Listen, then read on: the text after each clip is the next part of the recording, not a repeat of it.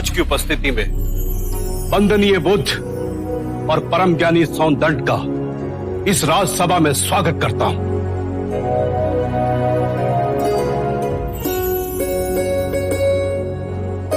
आचार्य सौंदंड की जय! आचार्य सौंदंड की जय! सौंदंड की जय!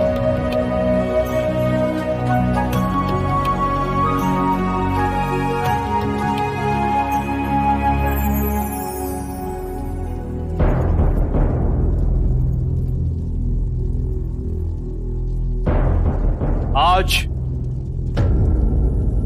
ये दोनों मान्यवर महाराज की उपस्थिति में इस राजसभा में अपने अपने विचार व्यक्त करेंगे। ऐसे विचार जिससे आप लोगों के ज्ञान की वृद्धि होगी। अब मैं दोनों मान्यवर से विनती करता हूं कि वो किसी एक विषय पर अपने विचार प्रकट करें। आप आयु में मुझसे छोटे हैं, अतः विषय चुनने का अवसर भी मैं आप ही को देता हूं। कहिए, किस विषय पर चर्चा करनी है? प्रणाम सौंदंड। क्या आप बता सकते हैं कि एक सच्चे ब्राह्मण में कौन कौन से गुण होना अनिवार्य है? यदि आप चाहें तो वेदों के उदाहरण भी दे सकते हैं। वेद पाठ तो सौंदंड का प्रमुख विषय है। वेद की गहन गुत्थियों को सुलझाने में आप महारथी हैं। भिक्षु गौतम, पूर्ण ब्राह्मण बनने के 5 लक्षण हैं। सुंदर रूप, मंत्रोच्चारण एवं अनुष्ठान करने में प्रवीण, 7 पुष्टों से रक्त की शुद्धता, अच्छा ज्ञान, अच्छा कर्म।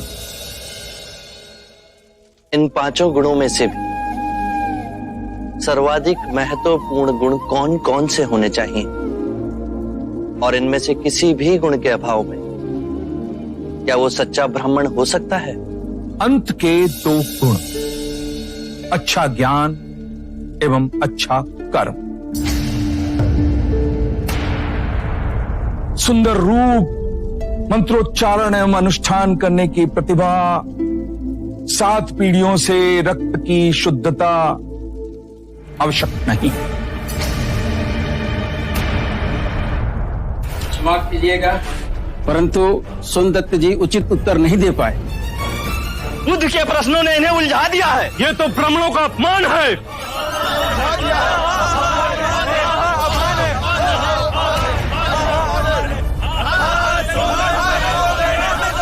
आदरणीय सभागण, यदि आप सौंदर्य में आस्था रखते हैं तो कृपया कर शांत हो जाइए।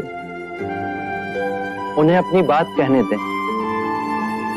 यदि आप उनमें आस्था नहीं रखते हैं तो आप में से जो चाहे इस विषय की चर्चा को आगे बढ़ा सकता है।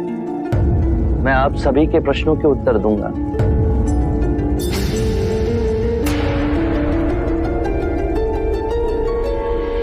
मित्रों, हम सबके बीच में मेरा चचेरा भाई अंगक बैठा हुआ है। अंगक रूपवान है, उसका आचरण कुलीन और उत्कृष्ट है। उसके बाह्य सौंदर्य की बराबरी केवल भिक्षु गौतम के साथ ही की जा सकती है। 2 परिवारों के रक्त की शुद्धता उसके अंदर बह रही है। वेद पाठ का ज्ञानी है, ये 3 गुण तो उसमें है। पर यदि विचार के रूप में देखें कि अंगक मदिरापान करता है, हत्याएं करता है, बलात्कार करता है, झूठ बोलता है, चोरी भी करता है, तो उसके बाकी के गुणों का कोई मूल्य ही नहीं रह जाएगा। अतः मित्रों, सदकर्म और ज्ञान ही सर्वोपरि है पूर्ण ब्राह्मण बनने के लिए। इन दोनों गुणों में से भी सर्वोत्तम गुण आप किसे समझते हैं? सदकर्म और ज्ञान दो नहीं हो सकते। जैसे एक हाथ दूसरे हाथ को और एक पैर दूसरे पैर को साफ करता है, उसी तरह सदकर्म और ज्ञान एक दूसरे के पूरक होते हैं। सदकर्म आपके विवेक को प्रकाशमान बनाता है और विवेक से किया कर्म आपको धार्मिक बनाता है, और यही जीवन का गूढ़ मंत्र है। उत्तम, अति उत्तम सोनदन, आप हमारी आशा पे खरे उतरे।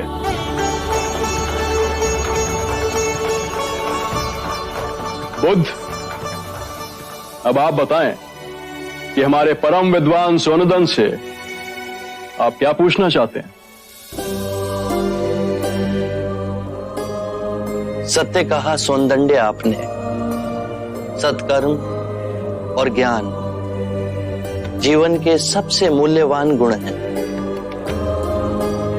क्या आप बताएंगे कि सत्कर्म और ज्ञान को उच्चतम कोटि तक कैसे विकसित किया जाए?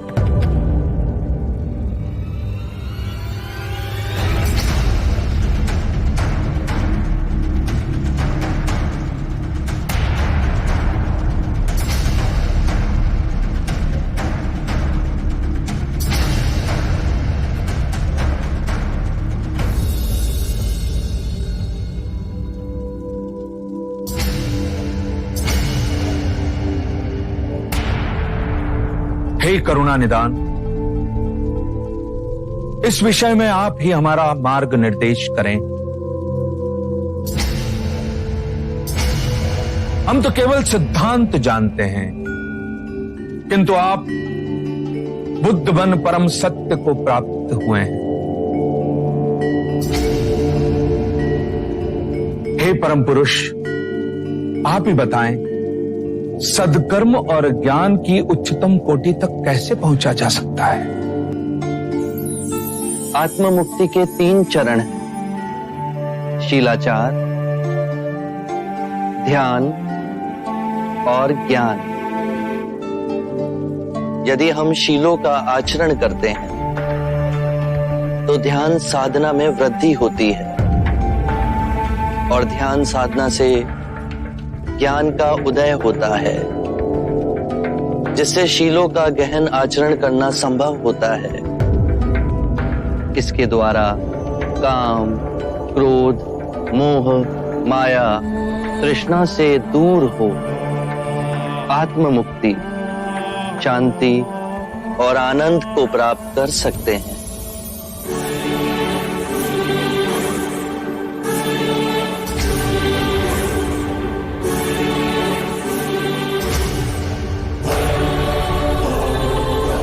हे करुणा निधि, आपने मेरी आंखें खोल दी, मुझे अंधकार से प्रकाश में ले आए।